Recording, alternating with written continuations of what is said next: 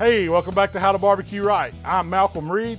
Today I'm going to show you how to cook ribs that I like to eat. I've got a couple racks of St. Louis cut ribs that I'm going to season, get in the drum pit, some good hickory, some good cherry smoke. There's all kinds of ways to do ribs. I got a bunch of recipes on my channel, but of all of them, this is my absolute favorite way, and I'm calling them Malcolm style ribs.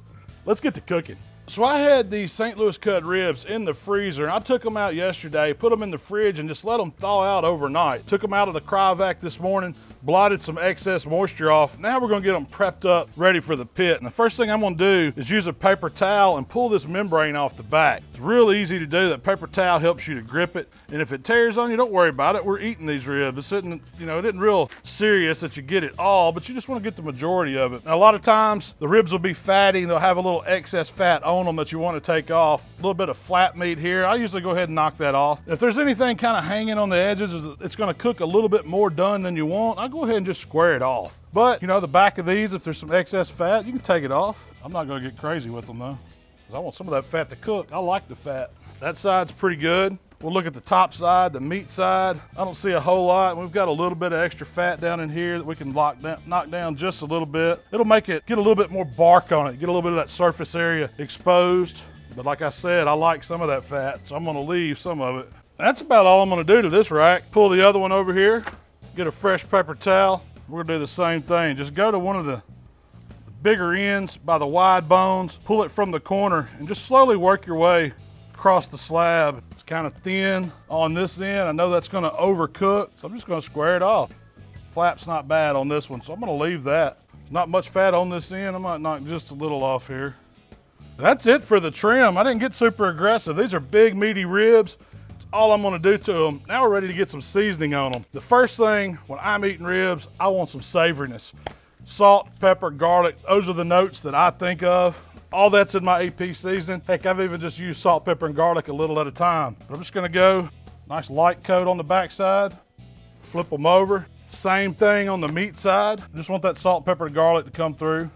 Start working on that meat, sweating it down. And I like to let them set about 15 minutes before I apply any other seasoning to them. So I'm just gonna let them hang out here on the cutting board.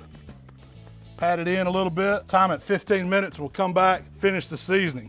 So while the ribs are over there hanging out, I'm gonna go ahead and get my drum fired up. I'm starting with the fire basket outside of the drum, filling it up with some Royal Oak lump charcoal, and I cover half of the basket up for aluminum foil. I'm gonna drop in a couple tumbleweed fire starters and then put the basket down inside the drum and fire it up. Now you wanna leave the lid all the way open up all the vents. That way air's flowing through and those coals will get going. It'll take it about 15, 20 minutes. Then we can shut the lid and start stabilizing the drum. Now you can see after about 15 minutes, these ribs are really starting to sweat. That's the salt working on the meat, pulling moisture to the surface of it. And it's letting those flavors from the pepper and the garlic and the salt get down in the meat. This is when you want to put my barbecue rub on. And I'm keeping it simple, man. I go back to my old trusty The Barbecue Rub, and I'm not going super heavy with it.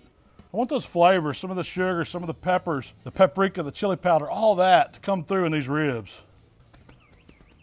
Pat it in on the backside. We're not rubbing it, we're just kind of patting it. A little more on this one. Flip them over. Same treatment on the top side. I'm not using any binders on this. I'm letting the meat sweats be the binder. Good smooth layer on top. Shake them on down, that's what I'm talking about. That looks good. We'll just lightly pat that in so it sticks to the meat. And while the drum finishes coming up, the ribs are just gonna sit here out in the air, still working on it, still pulling some moisture out of the meat, and they're gonna be ready for that pit just in about 15 minutes. All right, the fire is right where I want it. So I'm gonna drop a piece of cherry, piece of hickory smoker wood in. Also, gonna drop about half a sweet onion in there. I love the way it smells. Some of that onion's gonna go to smoke. You're gonna pick up some of that moisture from it. It's gonna get in those ribs. Really tastes fantastic. Now I'm gonna put my grate in place. And I'm just gonna give it a quick little spray with a little Pam cooking spray. You could use whatever you like there. When I get the lid shut, then I'm gonna adjust my vents. The top vent, I'm just gonna leave it cracked a little bit, and then on the intake, I'm gonna close it down to about 1/4 inch. That's gonna be perfect. We're gonna run about 275 today. So the grill's setting at 275. That's right where I want it. I wanna get these ribs on the rack, kind of bunch them up a little bit, because they're gonna cook just how we put them on here. Now this one is going right over the area of the firebox where I put the aluminum foil. And I did that on purpose because I want to create that safe zone. Every 30 minutes, I'm going to come out and spin this rack so the one slab of ribs is always over that safe zone. I still get the fat dripping down, giving me that authentic pit flavor on one side, but it lets them cook even so I don't burn the bottoms up. I'm telling y'all, this smells fantastic. We got that onion going, cherry smoker wood. Now's when I want to rotate this rack. There's still the moisture's coming out of them. Really don't need to spritz them at this point. We're just gonna make sure the ribs are getting even coverage over the hot spot on that firebox. Just gonna get the lid back closed and keep letting them roll. Another 30 minutes, we'll come out and look at them, see if they need spritzing, rotate them again. So we've been on 1 hour. It's time to give them another twist, and you can see we're starting to dry out a little bit. That's when you want to start spritzing them. So I rotated them around, and I'm going to spritz them just with plain water just because I want some moisture. I'm not trying to add any more flavor to them. Just going to try to keep the tops of them a little bit wet. Not hitting them hard, not spraying any rub off, just working on that color. And I'm just letting that fat drip down on them coals. We got the other slab of ribs right over that aluminum foil. Got that hickory, that cherry, that onion rolling. That's a good eating rib. Another 30 minutes. Time for a quick spritz and another rotate. We're starting to get some good color on these ribs. I want them to go about 30 more minutes. It'll be time to get them tender. Looking good though. Fire's doing exactly what I wanted to do. Maintaining at 275. You can see underneath them, cooking perfect, not getting too dark because we're spinning that rack. All right, now you can see these ribs, the rub is really cooked on them. They've got a beautiful color. That's what you want them to look like when it's time to wrap them. The back side of them looks great. It's not all burnt up. The rub's cooked on them as well. We're gonna get them over to the cutting board, show you how I wrap these Malcolm style ribs. So I've got a double layer of foil laid here for these ribs, and I just put them down, meat down first. And the only thing that I'm gonna put in the wrap on my ribs is some vinegar sauce. I'm skipping all the sugar, the butter, all the extra stuff, because I just really want it to have that little acidity note. We've got the flavors on the rub, the savoriness from the AP seasoning, the smoke from the cherry, the hickory. Now we've got a little bit of moisture in there, and I'm gonna lay the ribs meat down in it. On the back side, I'm not doing anything. I'm just gonna wrap them up at this point, and you wanna leave them to where you can get back in them. So bring the foil over. You wanna do 2 layers, and then just fold the ends one time over. That way when it's time to check these ribs, I can open them right back up, real simple, and check them for doneness.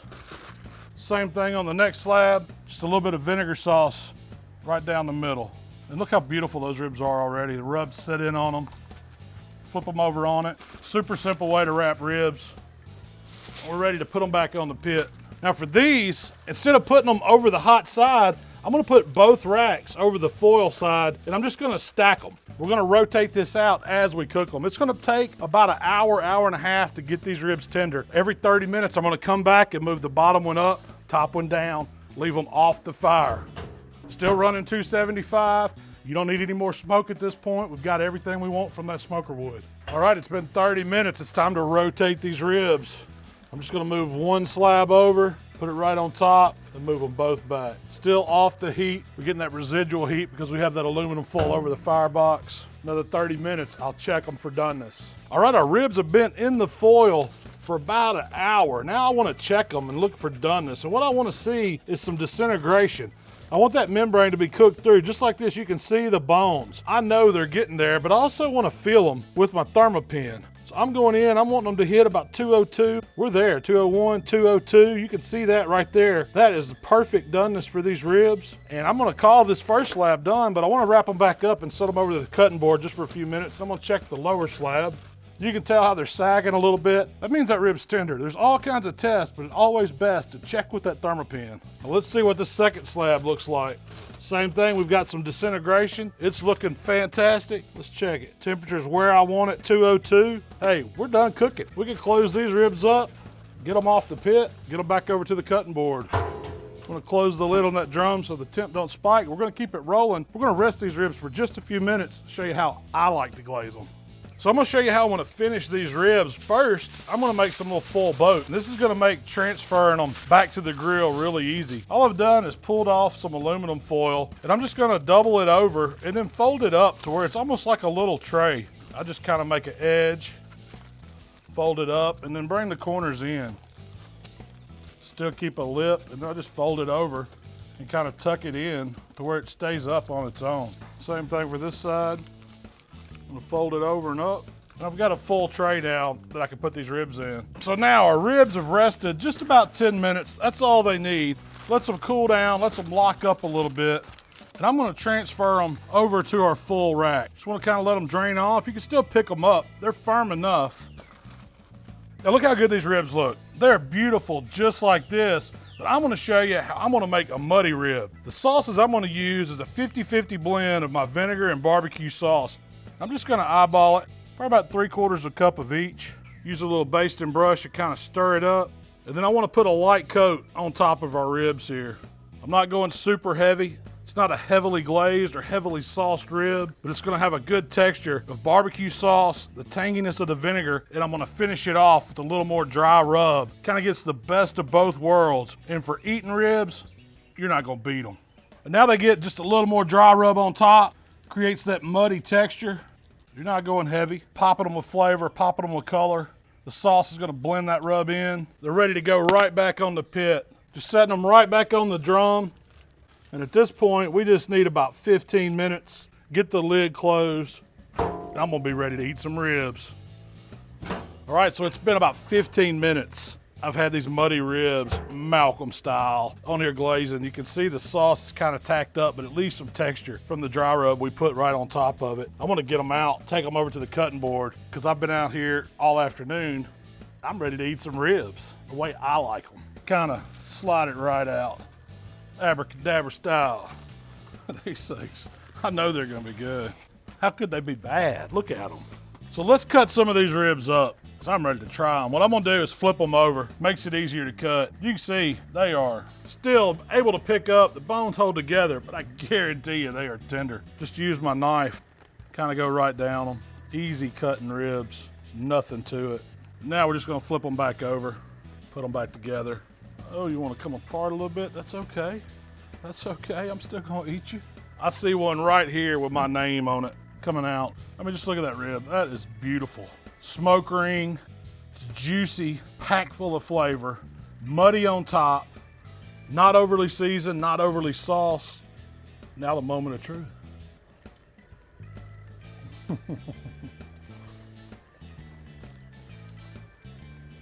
Melts in your mouth. They're fatty, cooked perfect all the way through. When I cook ribs for me to eat, I can do the whole slab of these. Shell and Michael can have this one. I'm gonna take these for dinner tonight. That's a fine eating rib. Bones coming off clean. And the flavor that Gateway Drum gives ribs is just as authentic pit barbecue as you can get. I mean, the meat drips down on the hot coals. You got the hickory smoke, you got the cherry. Gives it all that flavor to go with the rubs and the sauce. I mean, it's really easy to cook. Cut them up, and you got the best eating ribs you'll ever have.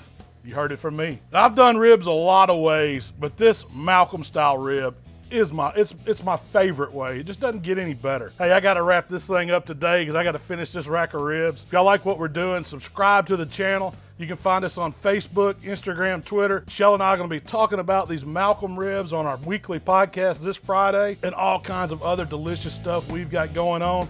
Y'all check that podcast out. We'll see you next time. This is pandemonium. Be the man, you gotta beat the man.